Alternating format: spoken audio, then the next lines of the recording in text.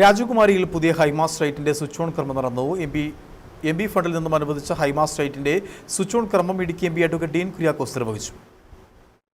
Idukki M P advocate Dean കുര്യാക്കോസിന്റെ ഫണ്ടിൽ നിന്നും 5,05,000 രൂപ മുതൽ മുടക്കിയാണ് രാജകുമാരിയിൽ പുതിയ ഹൈമാസ്റ്റ് ലൈറ്റ് സ്ഥാപിച്ചത്. രാജകുമാരി ദൈവമാത പള്ളിക്ക് സമീപം സ്ഥാപിച്ച ഹൈമാസ്റ്റ് ലൈറ്റിന്റെ സ്വിച്ച് ഓൺ കർമ്മം നടന്നു. Idukki M P advocate Dean Kuriakose പുതിയതായി സ്ഥാപിച്ച ഹൈമാസ്റ്റ് ലൈറ്റിന്റെ സ്വിച്ച് ഓൺ കർമ്മം നിർവഹിച്ചു. ഹൈറേഞ്ച് ജനത ഒരുപാട് പ്രയാസങ്ങളെയും പ്രതിസന്ധികളെയും ഒക്കെ അഭിമുഖീകരിക്കുന്നവരാണ്. ഓരോ ഘട്ടങ്ങളിൽ ഉണ്ടാകുന്ന പ്രയാസങ്ങളെ തികഞ്ഞ ഉൾക്കരുത്തോടു കൂടിയിട്ടാണ് നമ്മൾ അതിനെല്ലാം അഭിമുഖീകരിക്കുന്നത്.